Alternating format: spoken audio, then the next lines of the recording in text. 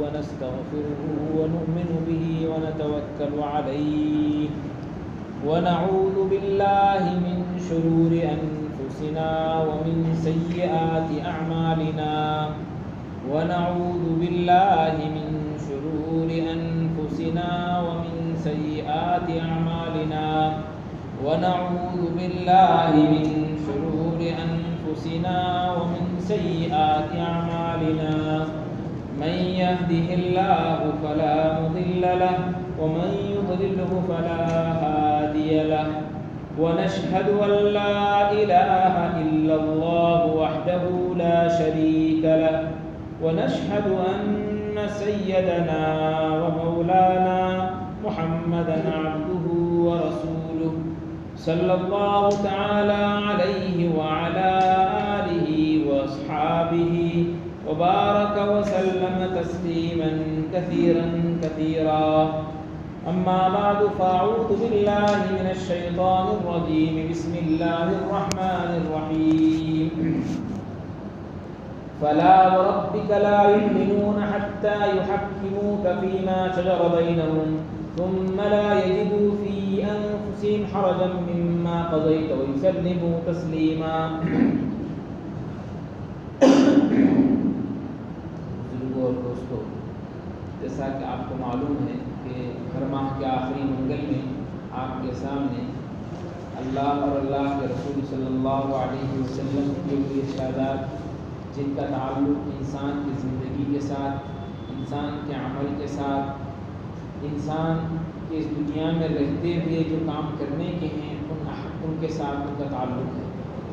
کئی مرتبہ یہ بات، بلکہ ہر مجلس میں بات دہرائی جاتی ہے کہ آپ کے سامنے جو کتاب پڑھی جاتی ہے اور جو حدیث کی کتاب اور اس کے ضمن میں قرآن کریم کی جو آیات پڑھی جاتے ہیں اس کا تعلق انسان کے عمل کے ساتھ ہے، زندگی کے ساتھ ہے۔ اب اس میں عبادات بھی آ گئی، رہن سہن بھی آ گیا، معاشرت بھی آ گئی، کئی احکامات آپ کے سامنے اس کے پہلے بیان کیے ہیں۔ اب یہ ایک نیا باب علامہ نووی رحمۃ اللہ علیہ اس کتاب کے مصنف ہیں، اس کتاب کو جمع کرنے والے ہیں، ریاض الصالحین۔ علامہ نووی رحمۃ اللہ علیہ نے ایک نیا باب قائم کیا، نیا عنوان، نیا ہیڈنگ۔ مضمون کے شروع میں جو چیز لکھی جاتی ہے اس کو عنوان کہتے ہیں، ایک نیا عنوان قائم کیا ہے۔ اس عنوان کا نام ہے باب فی وجوب الانقیاد لحکم اللہ وما یقول له من دعی الی ذلک وامر بمعروف او نہی عن منکر۔ اتنا لمبا چوڑا ہے، اس کا خلاصہ یہ ہے کہ اللہ تبارک و تعالیٰ کے کسی حکم کو سننے کے بعد، اللہ اور اللہ کے رسول کے کسی حکم کو سننے کے بعد اس میں اپنے آپ کو اللہ کے حکم کے تابع بنانا چاہیے اور اللہ کے رسول کے تابع بنانا چاہیے۔ یہ اس کا خلاصہ ہے۔ اگر ایسا کچھ موقع آئے کہ اللہ اور اللہ کے رسول کی بات ہمارے سامنے کہی جا رہی ہے تو ہمیں کیا جواب دینا چاہیے؟ چاہے کرنے کے کاموں میں سے کرنے کا حکم دیا جا رہا ہو یا بچنے کے کاموں میں سے کسی بچنے کا حکم دیا جا رہا ہے تو ہمیں کیا جواب دینا چاہیے؟ اس بات کا خلاصہ ہے۔ تو پہلے تو قرآن کریم کی آیت علامہ نووی رحمۃ اللہ علیہ نے پیش کی، فلا وربک لا یؤمنون حتی یحکموک فیما شجر بینہم۔ اس سے پہلے والے باب میں بھی آیت آئی تھی، وہاں بھی اس کی تھوڑی سی تفصیل آپ کے سامنے پیش کی تھی۔ قرآن کریم میں پارہ نمبر 5 میں یہ آیت موجود ہے کہ خاص واقعے کے موقع سے آیت نازل ہوئی۔ وہ مختصر واقعہ آپ کو سنا تو آپ سن بھی چکے ہوں گے کتابوں میں۔ حضرت عمر بن خطاب رضی اللہ تعالیٰ عنہ کا واقعہ، ان سے متعلق واقعہ ہے۔ ایک مرتبہ نبی کریم صلی اللہ تعالیٰ علیہ وسلم کے زمانے میں ایک یہودی اور مسلمان کے درمیان ایک زمین کے سلسلے میں جھگڑا ہوا۔ یہودی کا دعویٰ یہ تھا کہ زمین میری ہے، مسلمان کا دعویٰ یہ تھا کہ زمین میری ہے۔ دونوں جھگڑتے رہے، حالانکہ حقیقت میں یہودی کی زمین تھی۔ اب مسلمان یہ کہتا تھا کہ یہ فیصلہ، مسلمان در حقیقت مسلمان نہیں تھا، وہ منافق تھا، یعنی ظاہر میں مسلمان تھا اور حقیقت میں منافق تھا۔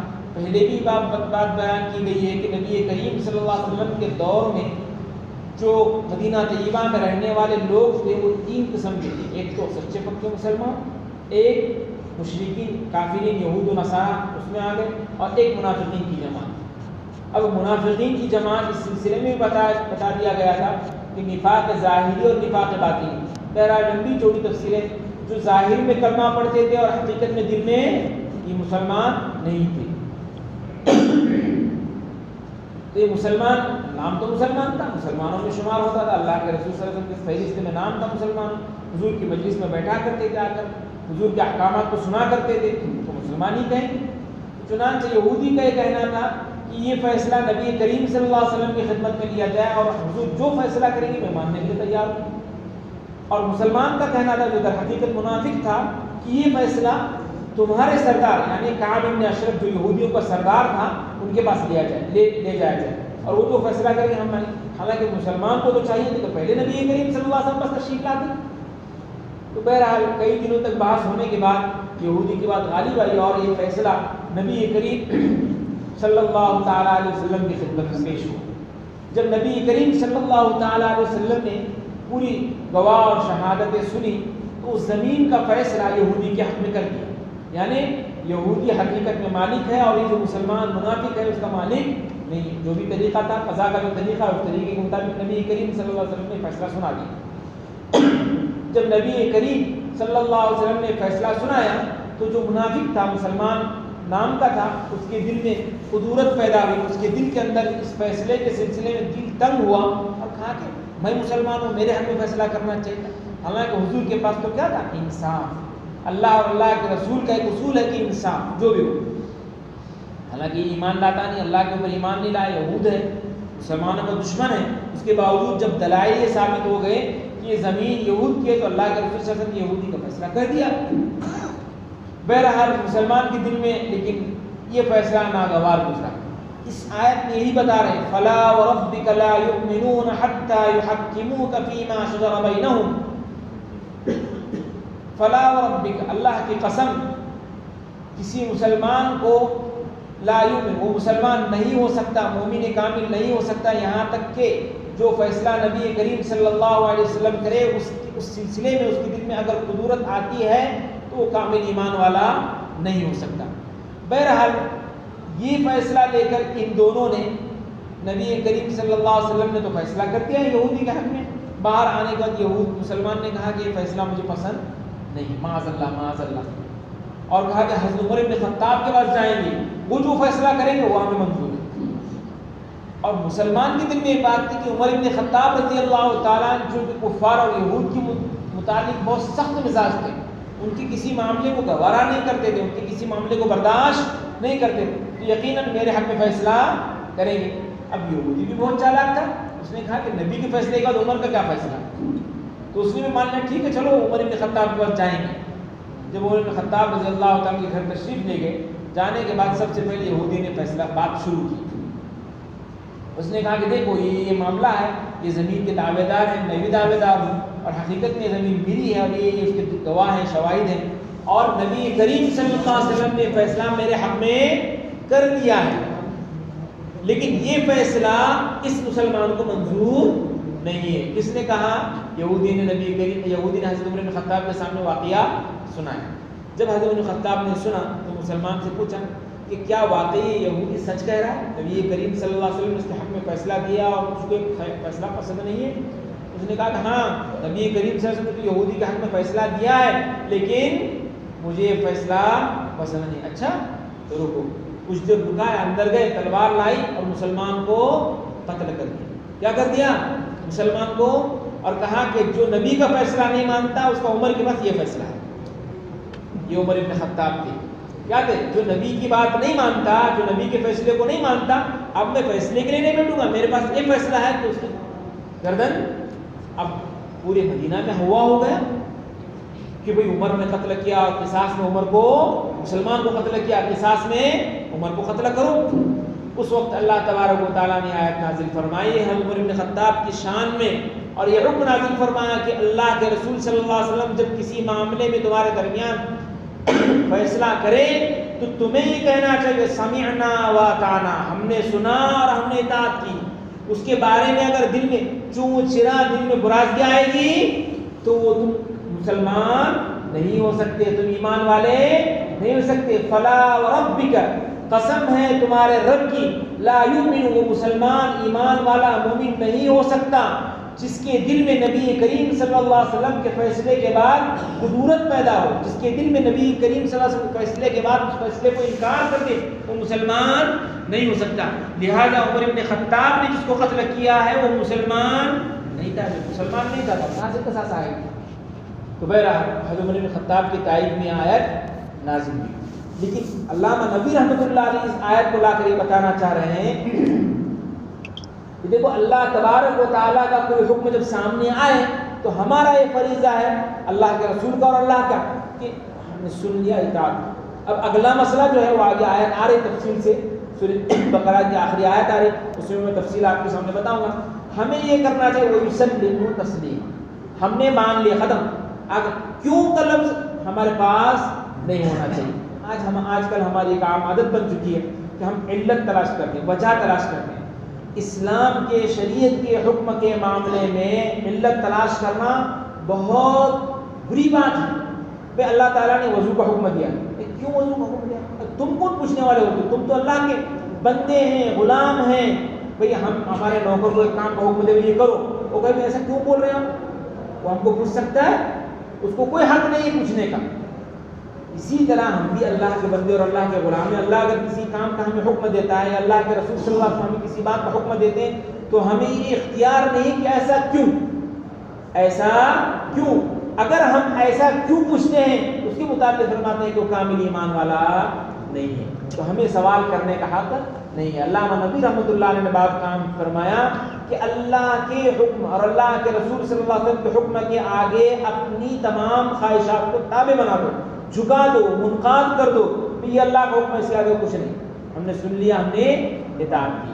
تو یہ بات قائم کر کے ہمیں بتانا چاہ رہے ہیں کہ دیکھو ہم جب بھی کبھی اللہ اور اللہ کے رسول صلی اللہ علیہ وسلم کے احکامات کو سنیں، احادیث کو سنیں، قرآن کو سنیں، اس کے معانی اور مفاہیم کو سمجھیں تو اس میں تعبیر مت تلاش کرو کہ ایسا کیوں، ایسا نہیں، ایسا ہونا چاہیے تھا، جو ہمارے دل میں پیدا ہوتا ہے نا، یہ ایسا مت کرو۔ اگر تم ایسا کریں گے تو تم کامل ایمان والے نہیں۔ تو گویا یہ پورا واقعہ ہونے کے بعد اللہ نے آیت نازل کی اور آنے والی تا قیامت مسلمانوں کو اس بات کی نصیحت کی کہ دیکھو اللہ کے رسول کے احکامات میں کیوں کا لفظ نہیں چلے گا، حکم آیا ختم، اس کو ماننا ہی ماننا ہے۔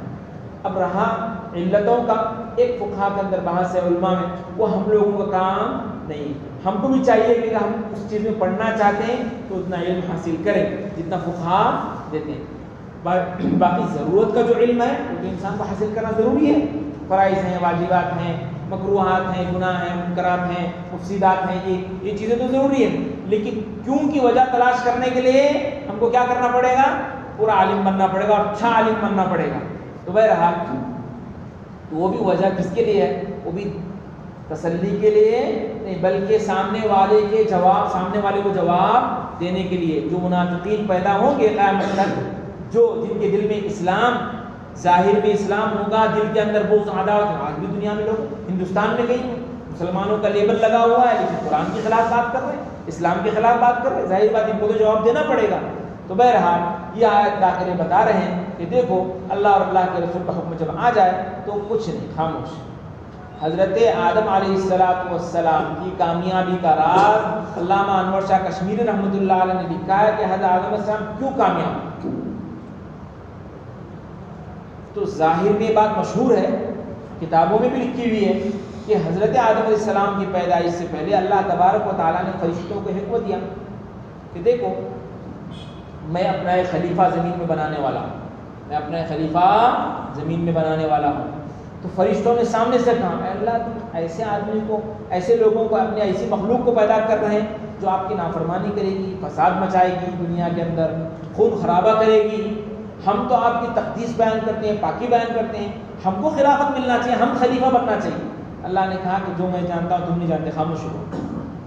اللہ نے ان کو بات بول کر کے خاموش تو کیا، لیکن جب حضرت آدم علیہ السلام کو پیدا کیا اپنے قدرت کاملہ سے، جب سامنے آئے تو حضرت اللہ تبارک و تعالیٰ نے فرشتوں سے کچھ چیزیں پوچھی تو جواب نہیں دے سکے، اور حضرت آدم سے پوچھا تو انہوں نے جواب دیا۔ تو یہ لوگوں میں مشہور ہے کہ حضرت آدم علیہ السلام کو جو فرشتوں پر فوقیت ملی وہ اس جواب کی وجہ سے، لیکن علامہ انور شاہ کشمیری رحمۃ اللہ علیہ فرماتے ہیں نہیں، اس جواب کی وجہ سے اللہ تبارک و تعالیٰ نے انسان کو فرشتوں سے افضل نہیں بنایا، حضرت آدم کو فرشتوں سے افضل نہیں بنایا، بلکہ ان کی عبودیت کی وجہ سے، ان کی بندگی کی وجہ سے، ان کے مان لینے کی وجہ سے۔ کیا انہوں نے مانے؟ دیکھو اس وقت 3 مخلوق تھے آسمان پر، اللہ تعالیٰ فرشتوں کی جماعت تھی، ایک اللہ کی مخلوق، ایک شیطان تھا ابلیس، اس کی پوری جماعت تھی، اور تیسری مخلوق اللہ تبارک نے آدم کو پیدا کیا۔ اب ابلیس کیوں ذلیل ہوا؟ اس نے کیا کہا؟ علت بیان کی، کیا کہا؟ میں تو بڑا ہوں، آپ تو مجھے آگ سے پیدا کیے ہیں، میں ان کو کیسے سجدہ کروں گا؟ میں سجدہ نہیں کروں گا، میں سجدہ نہیں کروں گا۔ اور جب آدم علیہ السلام تو سجدے کا حکم نہیں دیا گیا، فرشتوں کو جب حکم دیا گیا تو فرشتوں نے فوراً سجدہ کیا۔ اور حضرت آدم علیہ السلام کو جب جنت میں رکھے تو ان سے جو غلطی ہوئی، جو گناہ ہوا، وہ ایک الگ چیز ہے، حالانکہ اس وقت ان کو اس کا علم نہیں تھا، لیکن جب غلطی ہوئی تو 40 سال تک جو انہوں نے ندامت کا اظہار کیا، اس اظہار کی وجہ سے اللہ تبارک و تعالیٰ نے انہیں کیا دی؟ فوقیت دی اور بڑھاوا دیا۔ تو غلاموں کا تو یہ کام ہوتا ہے کہ جو کہے وہ مان، جو کہے، اور غلطی ہو تو معافی مانگ، غلطی ہو تو معافی مانگ۔ تو ہم بھی اللہ کے غلام ہیں، اللہ اور اللہ کے رسول کے بندے اور اس کے غلام ہیں، ہمیں یہ حق نہیں ہے کہ اس سلسلے میں ہمیں پوچھیں کہ ایسا کیوں۔ تو بہرحال اس آیت کو لا کر آپ کے سامنے پوری بات آ گئی کہ ہم کو کیوں کسی شریعت کے معاملے میں پوچھنے کا حق نہیں، سنیں گے، تابعداری کریں گے، اطاعت کریں گے۔ اب آگے آ رہے ہیں کتنا کرنا ہے کتنا نہیں کرنا ہے، آگے والی آیت ہے۔ اس کے بعد ایک اور آیت پیش کی، انما كان قول المؤمنین اذا دعوا الى الله ورسوله ليحكم بينهم ان يقولوا سمعنا واطعنا اولئک هم المفلحون۔ ایمان والوں سے جب ان کو بلایا جائے اللہ اور اللہ کے رسول کے فیصلے کی طرف ان کے درمیان، تو کہیں سمعنا، ہم نے سنا، واطعنا، اور ہم نے اطاعت کی۔ اور جو لوگ اس طرح کہتے ہیں وہی کامیاب ہوتے ہیں۔ وہ خلاصہ اوپر والی آیت کا یہ کہ جب ایمان والوں کے درمیان کوئی مشاجرات ہو، آپس میں نا اتفاقی ہو، تکلیف ہو، تو اللہ اور اللہ کے رسول کی طرف ہمارے معاملے کو بھیجنا چاہیے، اس فیصلے کو قبول کرنا چاہیے۔ جو قبول کرتے ہیں اور یہ کہتے ہیں ہم نے سنا اور ہم نے اطاعت کی، یہ لوگ کامیاب ہیں۔ وہ اللہ تبارک و تعالیٰ نے سننے والوں کو یہ بشارت دی گئی، سننے والے اور ماننے والوں کو یہ خوشخبری دی ہے کہ وہ لوگ کامیاب ہیں۔ اور اللہ تعالیٰ جس کو کامیابی کا پروان دے، کوئی ناکام ہو سکتا ہے نہیں، وہ دنیا میں بھی کامیاب ہوگا اور آخرت میں بھی کامیاب ہوگا۔ اس کے بعد ایک روایت ہے، اس کے بعد صاحب کتاب علامہ نبوی رحمۃ اللہ علیہ فرماتے ہیں وفيه من الاحاديث حديث ابي هريره مذكور في الاول الباب قبله وغيره من الاحاديث۔ حضرت ابو ہریرہ کی ایک روایت پچھلے باب میں گزری ہے، جو اس باب کی پہلی روایت تھی، اس میں تفصیل آپ کے سامنے آ چکی ہے۔ ایک مرتبہ نبی کریم صلی اللہ علیہ وسلم احکام شریعت بیان فرما رہے تھے، وہ بیان کرتے کرتے یہ بات بیان فرمائی کہ دیکھو اللہ تبارک و تعالیٰ نے بیت اللہ کا حج فرض فرمایا۔ کیا بیان فرمایا؟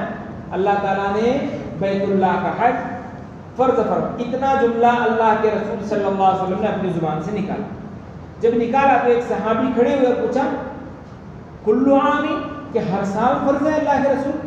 اللہ کے رسول خاموش رہے۔ پھر پوچھا اللہ کے رسول کل عام، کہ ہر سال فرض ہے؟ پھر حضور صلی اللہ علیہ وسلم خاموش رہے۔ پھر پوچھا کہ اللہ کے رسول ہر سال حج فرض ہے؟ پھر خاموش رہے۔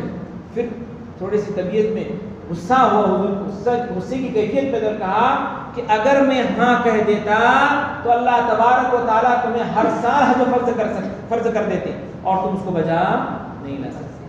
پھر حضور نے فرمایا دیکھو جو چیزیں جب تک میں کہتا ہوں سنتے رہو، جو چیزیں جب تک میں کہتا ہوں سنتے رہو، اس میں سوال کر کے اپنے اوپر مصیبت مت مول لو، اس میں سوال کر کے اپنے اوپر مصیبت دیکھو۔ ظاہر بات اگر ہر سال حج فرض ہوتا ہر مسلمان پر تو جا سکتا، آج کے دور میں بھی امکانات نہیں، ایک مرتبہ زندگی میں فرض کیا تو ہم لوگ جا رہے ہیں، وہ بھی بڑے مشکل سے، بڑے مسائل حل کرتے کرتے کرتے پہنچ جاتے ہیں۔ ہر سال ہر مسلمان پر جس طرح 5 وقت نماز فرض ہے، اگر حج فرض ہوتا تو صحابی کو حضور نے تنبیہ فرمایا کہ دیکھو جب تک میں کہہ رہا ہوں سنتے رہو، سوال مت کرو۔ سوال اگر تم سوال کرتے ہیں اور میں ہاں کہتا ہوں تو تمہارے پر کیا ہو جائے گا؟ فرض اور ضروری ہو جائے گا اور تم اس کو بجا نہیں لا سکتے۔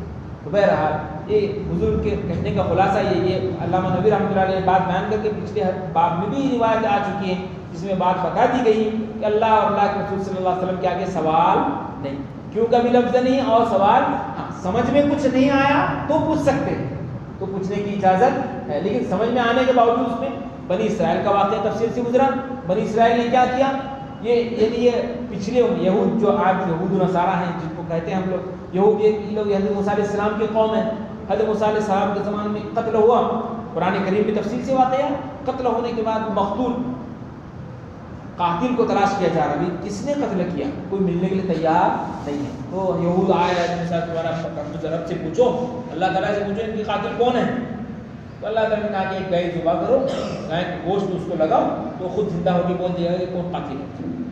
اللہ نے اتنا ہی حکم دیا، گائے ذبح کرو. اب گائے اجلی ہوتی ہے، کالی ہوتی ہے، پیلی ہوتی ہے، جیسی بھی ہوتی ہے. اللہ نے مطلب حکم دیا تھا. نے کہا کہ نہیں، یہ کوئی سمجھ میں آنے والی بات نہیں. یہودی نے کیا تھا، گائے کا مقتول کو کیا سمجھتا ہے؟ تم اللہ سے جب پوچھ رہے ہیں، اللہ تبارک و تعالیٰ نے تمہیں حکم دیا ہے، تمہیں کیوں پوچھنے کی ضرورت نہیں ہے، بلکہ ذبح کرو، لگاؤ، دیکھو بتا دے گا. پھر انہوں نے کہا کہ نہیں، اس کا کلر کیسا ہونا چاہیے، کیا کیا. پھر اللہ سے موسیٰ صاحب نے پوچھا تو کہا اللہ تعالیٰ کا کہ پیلے کلر کی ہو. پھر کہا کہ کتنے سال کی ہونا چاہیے. حالانکہ پہلے حکم میں اللہ نے وہ قید بڑھائی نہیں تھی. اگر وہ سوال نہ کرتے، کوئی بھی گائے ذبح کر کے اگر اس کا گوشت لگاتے، اس کا ٹکڑا لگاتے، تو ان کو قاتل معلوم پڑ سکتا تھا. تو وہ واقعہ بھی تفصیل سے اس میں آیا. تو بہرحال شریعت کے احکام میں سوال کی گنجائش نہیں، کیوں کا بھی سوال نہیں اور مزید. اور ہم سوال بہرحال اب تو دروازہ بند ہو گیا ہے، اب تو بہت سے سوالات کھڑے ہوتے ہیں، ان کے جوابات بھی قائم کیے جاتے ہیں. لیکن بہرحال آج بھی ہمارے لیے ضروری ہے کہ ہم اگر کسی سے دین کی بات سن رہے ہیں، مثلا میں نے کوئی عالم جماعت میں ہے، دعوت تبلیغ کے کام میں، یہ کسی بیان میں ہم شریک ہیں، انہوں نے کوئی احکام شریعت آپ کو بیان کیا. بھائی نماز پڑھنا فرض ہے، سب کو معلوم ہے. اسی طرح وطر پڑھنا واجب ہے. آپ نے کہا کیوں واجب ہے؟ اس کی اجازت نہیں. اگر اس طرح کا سوال دل میں پیدا ہوتا ہے تو اپنے ایمان کو ٹٹولنا چاہیے کہ ہمارا ایمان ہے کہ نہیں ہے، ہمارا ایمان ہے کہ نہیں ہے. اگر ایمان میں کمزوری ہے تو ایسے سوالات پیدا ہوں گے. ایمان میں پختگی ہے تو سوال پیدا، مومن کامل کی علامت یہ ہے کہ ایسے سوالات پیدا نہیں کر سکتا. کیوں؟ اس کی ایک وجہ یاد رکھو کہ ایسے سوالات پیدا ہوں گے نا اور جواب موقع سے نہیں ملے گا تو انسان کیا ہوگا؟ بدزن ہو جائے گا. کیا ہو جائے گا؟ اور بدزنی کس کی طرف لے جائے گی؟ گمراہی کی طرف لے جائے گی. تو مجھے تو کوئی جواب دے، موقع سے کوئی ہے نہیں، مثلا وہاں کوئی عالم ہی نہیں ہے، یہ عالم ہے، اس کو ہر عالم کو ہر جواب استاد رہنا ضروری نہیں ہے، اس کو اس کا علم نہیں ہے. اب وہ جواب نہیں دے سکا، اب وہ کہہ رہا کہ سوال ہی نہ کرے تو جواب دینے کی نوبت کہاں ہے. ایک ایمان والے کی ایمان کا تقاضا یہ ہے کہ کیوں کا سوال وہ نہیں کرے گا اللہ کے رسول کے احکامات کے سلسلے میں. تو بہرحال اللہ تعالیٰ فرماتے ہیں کہ اس طرح کا یقول سمعنا واطعنا، ہم نے سنا اور ہم نے اطاعت، یہ ہم کو کہنا ہے، یہ کرنا ہے، کیوں کا سوال ہم کو نہیں کرنا ہے. اسی سلسلے میں لمبی روایت قرآن کریم کی آیت کے ضمن میں آپ کے سامنے پیش کرتے ہیں. اور عن ابي هريره رضي الله تعالى عنه قال لما نزلت على رسول الله صلى الله عليه وسلم لله ما في السماوات وما في الارض وان تبدوا ما في انفسكم او تخفوه يحاسبكم به الله الايه اشتد ذلك على اصحاب رسول الله صلى الله عليه وسلم فاتوا رسول الله صلى الله عليه وسلم ثم بركوا على الركب فقالوا اي رسول الله كلفنا من الاعمال ما نطيق الصلاه والجهاد والصيام والصدقه وقد انزلت عليك هذه الايه ولا نطيقها الى اخر الروايه. یہ لمبی روایت ہے. یہ روایت میں نبی کریم صلی اللہ علیہ وسلم کی حضرت ابو ہریرہ رضی اللہ تعالیٰ عنہ سے منقول ہے. سورہ بقرہ آپ لوگ جانتے ہیں قرآن کریم کی ایک سورت ہے، اس کا آخری رکوع ہے. آخری رکوع شروع ہوتا ہے للہ ما فی السماوات و ما فی الارض وان تبدوا ما فی انفسکم و تخفوہ یحاسبکم باللہ سے لے کر علی الکافرین تک. یہ آخری رکوع ہے ایک صفحے کا. جو لوگ قرآن کریم کی تلاوت کرتے ہیں وہ جانتے ہیں سورہ بقرہ کا یہ آخری رکوع ہے. یہ آیت نازل ہوئی دیکھیے للہ ما فی السماوات، جو کچھ آسمانوں میں ہے اور جو کچھ زمینوں میں ہے، جو کچھ اس کے درمیان میں ہے، یہ سب اللہ کا ہے. اس کا ترجمہ ہوتا ہے اللہ اس کا مالک ہے. اللہ جو کچھ آسمانوں میں ہے، جو کچھ زمین میں ہے، جو کچھ اس کے درمیان ہے، یعنی سب کچھ اللہ مالک ہے. للہ اللہ اس کا مالک ہے. وَإِن تُبْدُوا مَا فِي أَنفُسِكُمْ أَوْ تُخْفُوهُ يُحَاسِبْكُم بِهِ اللَّهُ. اور جس چیز کو تم ظاہر کرتے ہو اپنے دلوں میں، چھپاتے ہو اپنے دلوں میں یا ظاہر کرتے ہو، اللہ تبارک و تعالیٰ اس کا حساب لیں گے. یحاسبکم بہ اللہ، یہ آیت قرآن کریم کی نازل ہوئی. دیکھیں اعمال دو قسم کے ہیں، اسی طرح وساوس بھی دو قسم کے ہیں. اس آیت میں کیا کہا گیا ہے کہ جو کچھ تم چھپاتے ہیں یا جو کچھ تم ظاہر کرتے ہیں اس کا حساب لیا جائے گا. اب جو چھپنے والی چیز ہے وہ ہے وسوسہ. وہ کیا ہے؟ وسوسہ. اور وسوسے دو قسم کے ہیں، اسی طرح اعمال بھی دو قسم کے ہیں. وسوسہ دل میں خیال جو آتا ہے اس کو کیا کہتے ہیں؟ وسوسہ. اب دو قسم کے وسوسے ہیں. ایک تو لایا جانا، وسوسے کو لانا، بیٹھ کر کے سوچیں گے تو وسوسہ آئے گا، دل میں خیال آئے گا. یہاں بیٹھ کر ہم مکہ مدینہ سوچیں گے تو مکہ مدینہ کا خیال آئے گا کہ دل میں؟ اس کو کہتے ہیں وسوسہ، خیال آنا. یہ ہم نے لایا اس لیے آیا. اب میں صرف مکہ اور مدینہ تمہارے سامنے بولا تو جو لوگ جا کر آئیں یا جو لوگ تصویر میں دیکھیں تو ان کے ذہن میں شکل آ گئی، یہ ہے وسوسہ. ایک ہے بغیر سوچے ہوئے خیال کرنا. ایسے بھی خیالات آتے ہیں، بہت سارے خیالات انسان کو آتے ہیں، خصوصاً برے خیالات آتے ہیں. تو اس آیت کا مطلب یہ ہوا جو کچھ ظاہر کرتے ہیں، ظاہر میں گناہ کرتے ہیں اس کی بھی پکڑ ہوگی. جو کچھ ہم چھپاتے ہیں، یعنی بعض وسوسے ایسے ہیں جو ہم زبان پر لا نہیں سکتے، لیکن اللہ تبارک و تعالیٰ اس کو جانتے ہیں. چونکہ ہم اللہ ہمارے مالک ہیں، ہم اللہ کے مملوک ہیں، تو اللہ ہر چیز کو جانتے ہیں، تو اس وسوسے کو جانتے ہیں. اور جو وسوسہ ہم نے جس کو سوچا نہیں خود بخود آیا، اللہ تبارک و تعالیٰ اس کا بھی حساب لیں گے. یہ آیت کا ترجمہ مفہوم ہوں آپ کے سامنے، سمجھ میں آیا؟ دیکھو اعمال بھی دو قسم کے ہیں. ایک عمل وہ ہے جو اختیاری انسان اپنے ذات سے کرے، دل میں سوچ سمجھ کر، اور ایک غیر اختیاری. ابھی غیر اختیاری اور اختیاری کا فرق، نماز پڑھ رہا ہے سوچ کر تو پڑھ رہا ہے. راستے سے گزر رہا تھا، ایک جگہ پر گانے بج رہے تھے تو اس کو سننے کا ارادہ نہیں تھا، لیکن کان میں کیا پڑی؟ آواز پڑی. دل میں دکھ ہوا کہ نہیں یار گانے سننا نہیں چاہیے. یہ غیر اختیاری. یہ کیا ہوا؟ غیر اختیاری. تو اس آیت کے روح سے یہ معلوم ہوتا ہے، یہ آیت جو پہلی نازل ہوئی کہ جو غیر اختیاری ہمارے کان میں پڑی نا، اس کا بھی اللہ حساب لیں گے. اور جس چیز کا حساب ہوگا اس پر بدلہ ملے گا. اچھا کیا تو اچھا ملے گا، برا کیا تو برا. یہ آیت نازل ہوئی. اسی طرح ایک راستے سے گزر رہا تھا، نیچے دیکھ کے گزر رہا تھا، اچانک دیکھا تو بد نظری ہو گئی، کسی اجنبی عورت پر نگاہ، سوچ نہیں رہا تھا، اچانک پڑ گئی. تو یہ غیر اختیاری عمل، فوراً نگاہ پر جھکا لیا. اب اس آیت سے بات معلوم ہوتی ہے کہ ہم اختیار سے عمل کرے ہوں یا غیر اختیار، جو ہمارے اختیار میں نہیں ہے تو بھی اللہ حساب لیں گے. اور حساب اگر لیں گے تو اس پر کیا اللہ تبارک و تعالیٰ دیں گے؟ جزا، بدلہ ملنے والا. اچھا کرا ہے، اچھا کیا ہے تو اچھا، برا کیا. اب جب یہ آیت نازل ہوئی تو صحابہ کے دل میں وسوسہ پیدا کہ یار کیا دل میں بات پیدا ہوئی ان کی کہ دیکھو اب تک جتنے احکامات ہمارے پاس رسول اللہ صلی اللہ علیہ وسلم نے لائے وہ ہم کر سکتے تھے. کیا کر سکتے تھے؟ دیکھو صحابہ گنا رہے ہیں. اللہ کے رسول کی خدمت میں صحابہ کی جماعت آئی آیت نازل ہونے کے بعد، اور گھٹنوں کے بل پڑ گئی، گھٹنوں کے بل پڑ گئی، اور کہا اللہ کے رسول اب تک آپ نے جتنے احکامات اللہ تبارک و تعالیٰ کی طرف سے آئے ہم نے سنی. کون سے؟ نماز ہم اس پر عمل کر رہے ہیں، ہم کر سکتے ہیں، کر رہے ہیں. جہاد ہم اپنی جان دینے کے لیے تیار ہیں. جہاد کا مطلب جان دینا ہے نا، ہم جان دینے کے لیے تیار ہیں، وہ بھی ہم کر سکتے ہیں، کر رہے ہیں. اور روزہ اور صدقہ سب کچھ ہم کر رہے ہیں. لیکن یہ جو آیت نازل ہوئی ہے اس میں جو یہ بات بیان کی ہے کہ غیر اختیاری چیز پر بھی اللہ تبارک و تعالیٰ حساب لیں گے. غیر اختیاری چیز پر بھی اللہ تبارک و تعالیٰ حساب لیں گے. اللہ کے رسول ہم تو نہیں کر سکتے. کیا بتائیں؟ عاجزی سے آ کے درخواست کر رہے ہیں. کیا درخواست کر رہے ہیں؟ اللہ جن اعمال کو اللہ کے رسول ہم کر سکتے تھے ہم کی، جان دینے کے معاملے میں ہم جانتے، لیکن وسوسہ تو ہمارے اختیار میں نہیں ہے. دل میں خیال کا آنا ہے تو ہمارے اختیار میں نہیں ہے. برے خیالات اگر ہم آتے ہیں اور اللہ ہماری اس پہ گرفت کرتے ہیں تو ہم تو مر گئے، ہم اس سے رک نہیں سکتے، کیونکہ ہماری اختیار میں جتنا ہم کر رہے ہیں.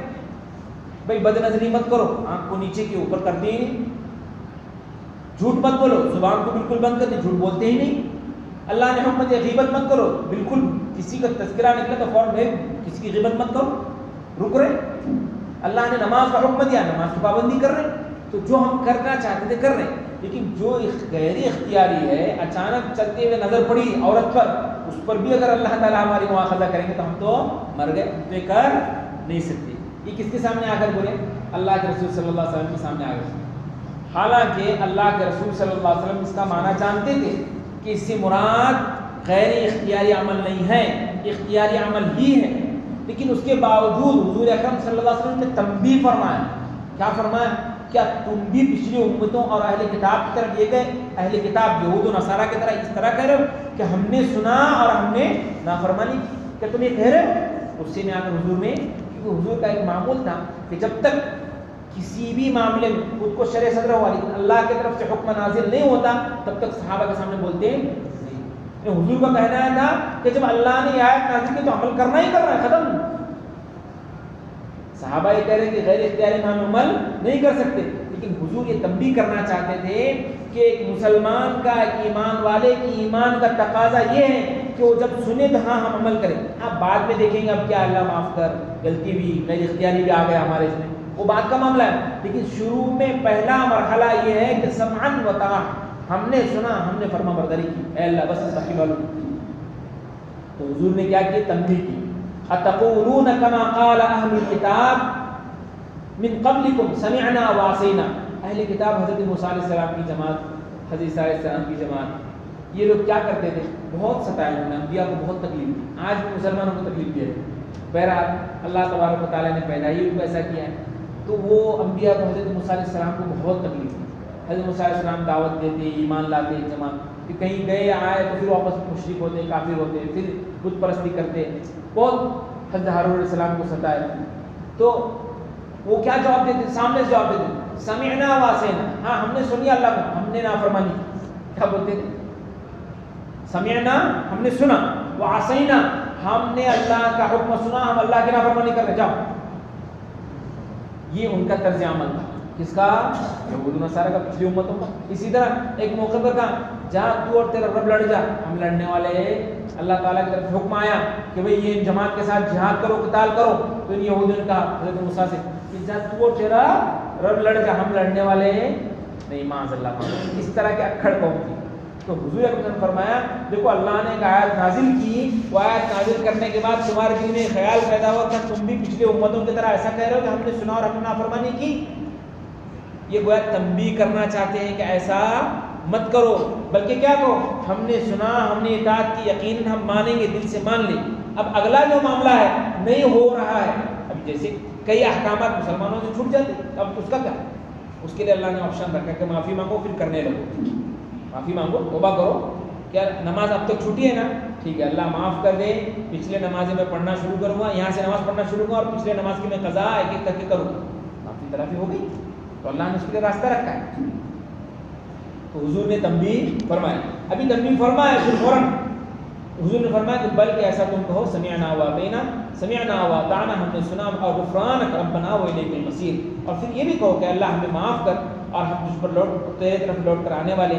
معاف کر اس لیے کہ ہم یہ کام نہیں کر سکتے، لیکن معافی مانگتے ہیں اللہ تجھ سے، اطاعت کریں گے، ہمارا جذبہ ہے، ہمارے دل میں بات بیٹھ گئی، ہم سنے بھی، ہم فرما برداری بھی کریں گے، لیکن ہم سے اللہ نہیں ہو رہا، معاف کر. یہ تم کہو، یعنی اپنے عاجزی اور اپنے عبدیت کا اظہار کرو. پھر فرمایا ابھی یہ معاملہ چل ہی رہا تھا تو فوراً صحابہ نے کہا سمعنا واطعنا، اے اللہ کے رسول ہم نے سنے اور ہم نے اطاعت کی، جو بھی وہ دیکھا جائے گا. ہم نے حضور کے اس جملے کو مان لے کہ ہم نے سنے اور ہم نے اطاعت کی. پھر فوراً اللہ تبارک و تعالیٰ نے صحابہ کی اس فرما برداری پر، یعنی حضور نے تنبیہ پر صحابہ نے فوراً کہا کہ سمعنا، ہم نے سنے اور ہم نے اطاعت کی، عصینا نہیں کہا. تو اللہ تبارک و تعالیٰ نے اس کی تعریف میں اگلی آیت نازل فرمائی. کیا آیت نازل فرمائی؟ آمن الرسول بما انزل الیہ من ربہ والمؤمنون كل آمن بالله وملائكته وكتبه ورسله لا نفرق بين أحد من رسله وقالوا سمعنا وأطعنا غفرانك ربنا وإليك المصير. جب صحابہ نے یہ فوراً کہا سمعنا وأطعنا، اللہ کے رسول ہم مان گئے، ختم ہوتا، ہم نہیں پوچھیں گے. کیوں کا لفظ ہم پوچھیں گے؟ آمن الرسول بما انزل الیہ، ایمان لائے اللہ پر، اللہ کے رسول پر، اللہ کے رسول صلی اللہ علیہ وسلم پر جو کچھ نازل ہوا اس پر، ان کے رب پر. مومنین نے، دیکھو ایمان لاؤ نے کہا، ایمان لائے، ایمان لائے. گویا تعریف کی کہ صحابہ نے فوراً حضور کی بات مانی تو اللہ نے تعریف کی. اور کس پر ایمان لائے؟ کل آمن باللہ، اور اللہ تبارک و تعالیٰ کے جتنے فرشتے ہیں ان پر بھی ایمان لائے، اس کی کتابوں پر بھی ایمان لائے اور اس کے رسولوں پر بھی ایمان لائے، اور ان کے رسولوں میں ہم تفریق بھی نہیں کرتے، یعنی کوئی بڑا ہے کوئی چھوٹا ہے کوئی رسول ہے کوئی نہیں ہے، ہم ایسے تفریق نہیں کرتے۔ یہ اس لیے اس آیت میں نازل کیے کہ یہود جو ہے حضرت عیسیٰ کو نہیں مانتے تھے، حالانکہ مسلمان کو یہ حکم ہے کہ اللہ کے رسول صلی اللہ علیہ وسلم پر جس طرح ایمان لانا ضروری ہے، پچھلے جتنے انبیاء ہیں ان کے ہاتھ پر ان پر بھی ایمان لانا فرض اور ضروری ہے کہ وہ اللہ کے رسول تھے، اللہ کے نبی تھے، ہمارا ایمان ہے اور ہمارا ایمان ہے۔ تو صحابہ کی تعریف میں اللہ تعالیٰ نے کہا کہ تم تو ایمان بھی لائے اس پر، میں نے جو کچھ نازل کیا کتابوں پر بھی، رسولوں پر بھی، فرشتوں پر بھی، اتنا ہی نہیں اور رسولوں میں کوئی فرق بھی کرتے نہیں، یہ اللہ کا صحابہ کی تعریف کرتے۔ کیا فرق نہیں کرتے؟ حضرت عیسیٰ علیہ السلام کی قوم حضرت موسیٰ کو مانتی تھی، حضرت عیسیٰ کو مانتی تھی، حضور کو مانتی نہیں، تو حضور کی نبوت کو نہیں مانتی، اس لیے تو نافرمان کافر ہے۔ ایمان کی شرطوں میں سے ایک شرط ہے کہ اللہ پر ایمان لانا اور اللہ کے رسول پر ایمان لانا کلمے کا جز ہے۔ تو عیسائیوں نے کیا کیا؟ موسیٰ علیہ السلام پر ایمان لائے، عیسیٰ پر ایمان لائے، عیسیٰ علیہ السلام پر ایمان، لیکن اللہ کے رسول پر ایمان نہیں لائے، اس لیے وہ مرتد ہی رہے، کافر ہی رہے، ان کا ایمان قابل قبول نہیں۔ اور یہودیوں نے کیا کیا؟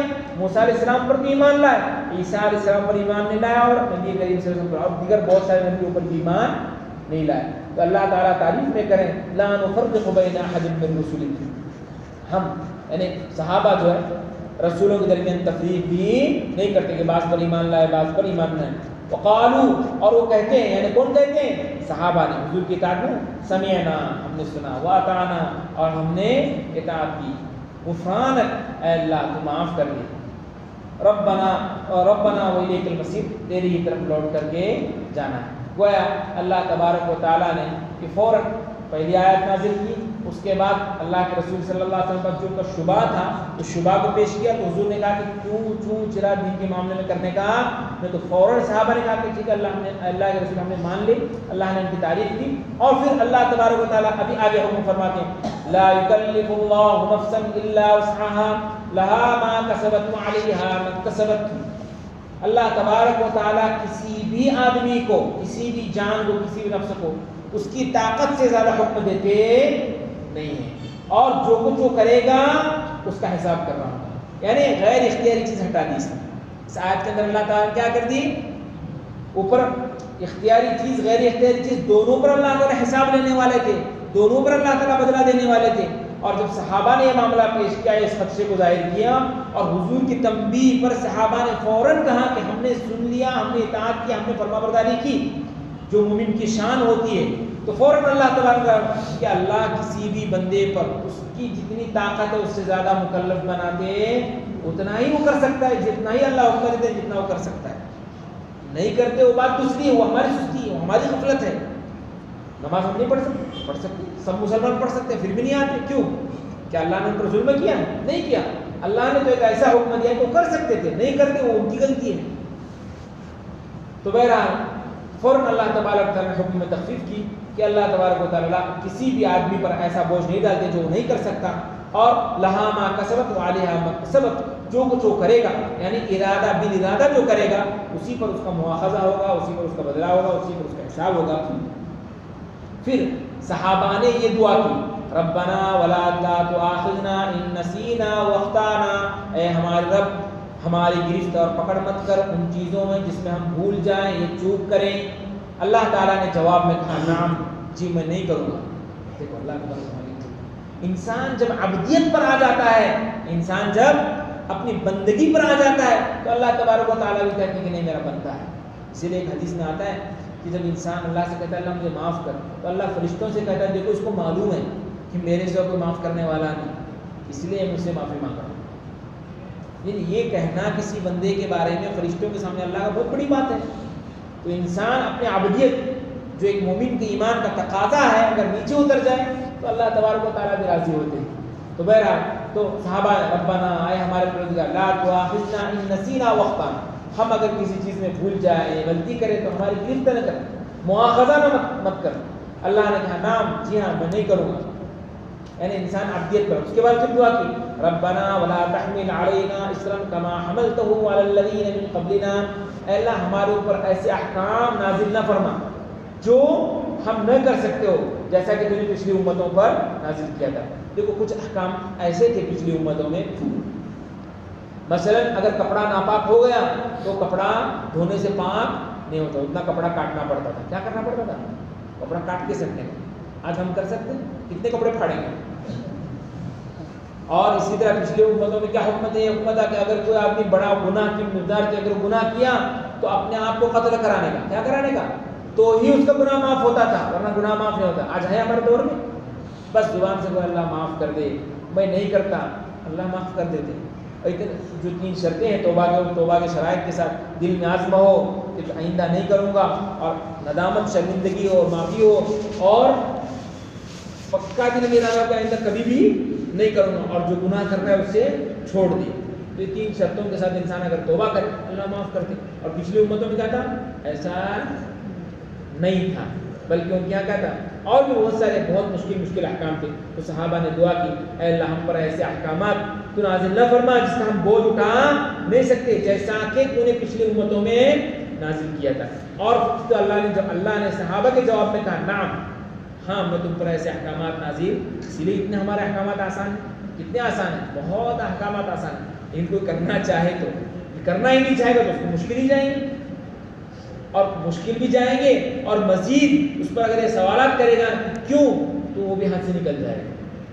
پھر صحابہ نے دعا کی ربنا ولا تحملنا ما لا طاقت لنا به، اے اللہ ہم جس کی طاقت نہیں رکھتے وہ ہم پر مت لاد، یعنی جو ہم نہیں کر سکتے وہ بھی احکام ہم کو، ایک تو ہے کہ بہت بھاری جس کو ہم نہیں کر سکتے جیسے پچھلی امتوں میں، اور ایک کہ ہم بہت کمزور بندے ہیں اللہ ہم وہ بھی نہیں کر سکتے، تو اور احکام ہمارے آسان کر، وہ بھی دعا کی۔ اس کے بعد دعا کی واعف عنا، اے اللہ ہمیں معاف کر، واغفر لنا ہمارے مغفرت فرما، ورحمنا ہم پر رحم فرما، انت مولانا آپ ہی ہمارے آقا ہیں، فانصرنا علی القوم الکافرین کافر قوم پر، کافر قوم کے مقابلے میں تو ہماری مدد فرما۔ کہ صحابہ نے دعا کی، کیونکہ صحابہ سے کیا چپ ہوئی تھی؟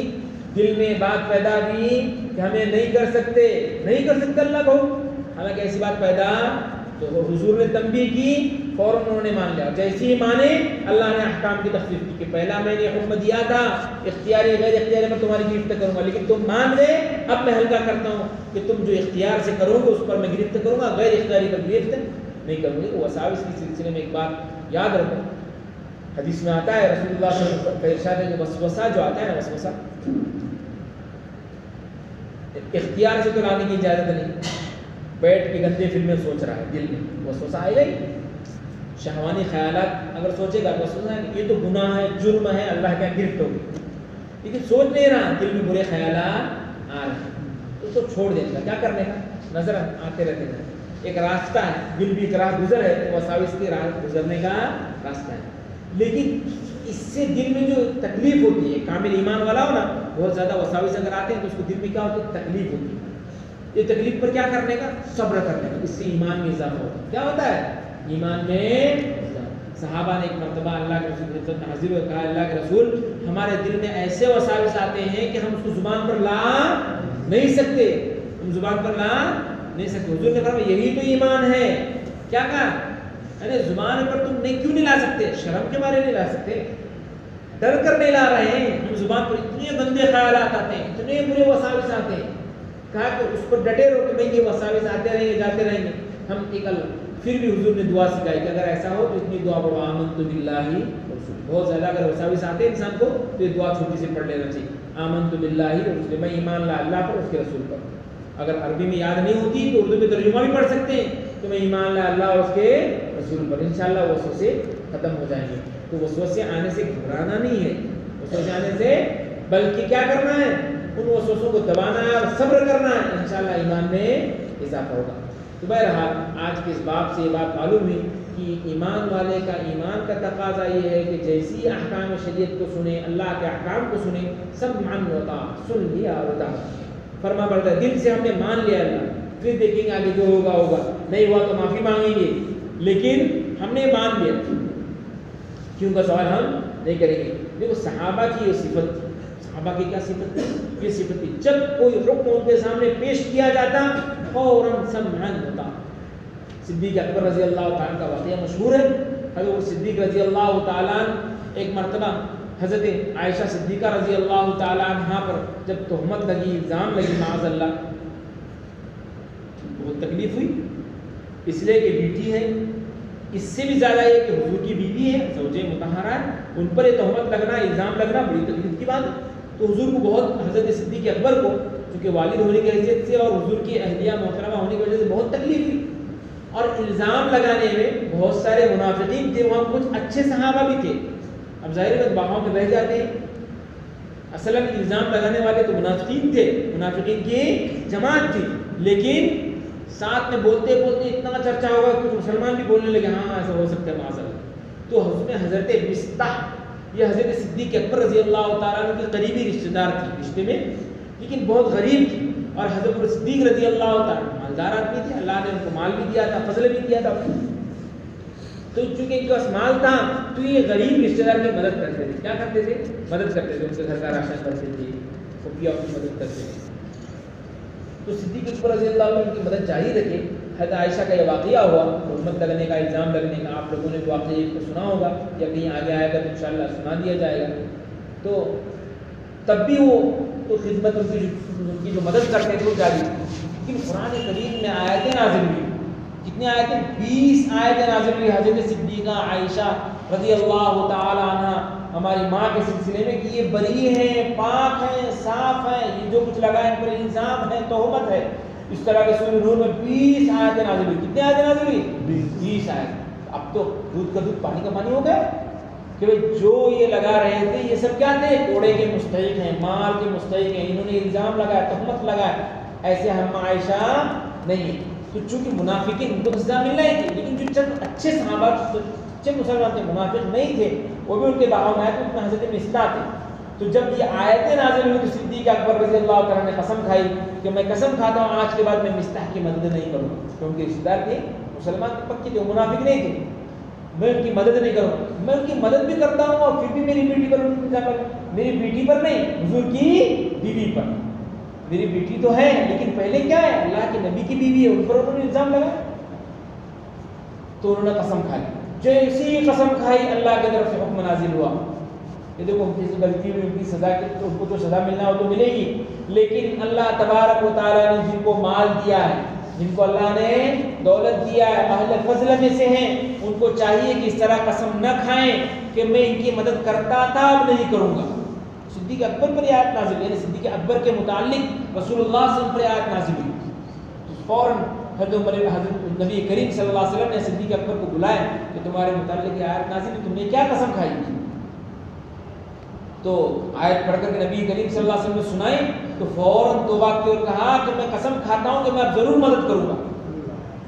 دیکھو تکلیف کتنی ہوئی. اپنی بیٹی حضور کی بیوی، ان پر انہوں نے الزام لگایا.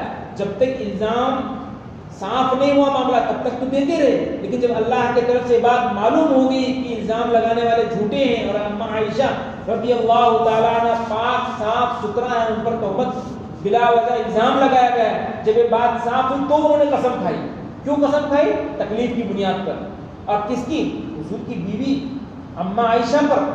لیکن جب اللہ تبارک و تعالیٰ نے کہا کہ ان کا معاملہ ہے، وہ سچے مسلمان، انہوں نے معافی مانگی ہے تو میں معاف کر دوں گا، میرا ان کا معاملہ ہے.